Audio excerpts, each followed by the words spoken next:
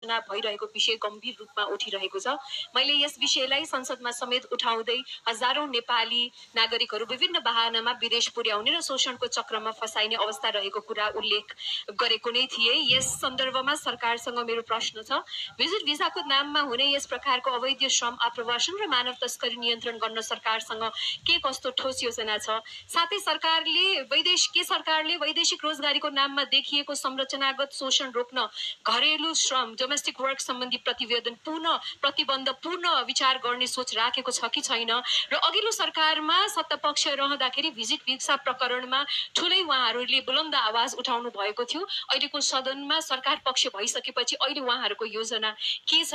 अन्त्यमा रेमिटेन्समा अत्याधिक निर्भर र उपभोगमुखी अर्थतन्त्रलाई उत्पादनमुखी र रोजगारी सृजनामा आधारित अर्थतन्त्रमा रूपान्तरण गर्न सरकारको दीर्घकालीन रणनीति के हो? र अर्को चाहिँ मेरो प्रश्न, विद्युतीय चुलोमा खाना पकाउनेदेखि सस्तो विद्युतीय मोटरसाइकल प्रयोग गर्ने र जाडोमा विद्युतीय हिटर बाल्नेसम्म यो सरकारले नेपाली मध्यम वर्गको जीवनशैलीलाई परिभाषित गर्ने एउटा महत्त्वपूर्ण सुविधा अर्थात् सस्तो विद्युत खोसेको छ।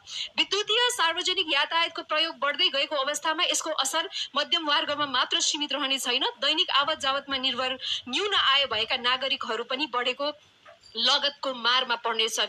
ऊर्जा खपतको वृद्धि सामान्यतः अर्थतन्त्रमा सकारात्मक गुणक मल्टिप्लायर प्रभाव सृजना गर्ने कारक मानिन्छ, तर अब भने त्यो सम्भावना कमजोर बनेको छ। Increased energy consumption equals to positive multiplier effects on the economy भनिन्छ, नट एनिमोर। यसमा प्रधानमन्त्रीज्यूको के धारणा छ सोध्न चाहन्छु। सम्माननीय प्रधानमन्त्रीजी,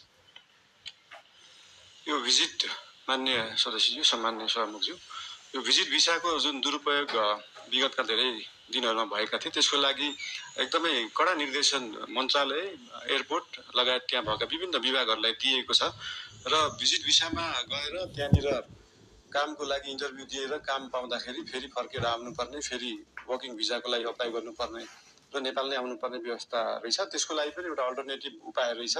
भिजिट भिसामा गएर उहाँहरूले त्यहाँनिर काम गर्न खोज्नु भएको छ भने त्यसलाई वर्किङ भिजामा उतै बसेर पनि कन्भर्ट गर्न सकिन्छ। यसको लागि श्रम मन्त्रालयले विभिन्न क्षेत्रहरूलाई समेटेर यसको व्यवस्थापनको लागि काम गरिरहेको छ। यस विषयमा थप केही जानकारी चाहिएमा श्रम मन्त्रीज्यूसँग पनि लिन सकिन्छ, श्रम मन्त्रालयसँग पनि लिन सकिन्छ नै।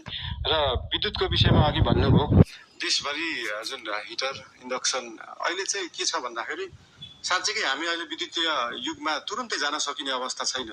साँच्चीकै देशका हरेक किचनमा अहिले नै बिजुलीबाट पकाउने, इन्डक्सन कुकरबाट पकाउने हो भने देशमा भएका सबै ट्रान्सफर्मर र सबस्टेसन पड्किन्छन्। त्यसको क्षमता नै छैन अहिले। त्यो क्षमतालाई विकास गर्नलाई पैसा चाहिन्छ र त्यही पैसाको लागि 50 युनिटभन्दा माथि चाहिँ 5% भ्याट लाउने कुरा जुन अर्थमन्त्रीज्यूले अस्ति कुरा गर्नु भएको छ, त्यो एकदमै धेरै रकम होइन।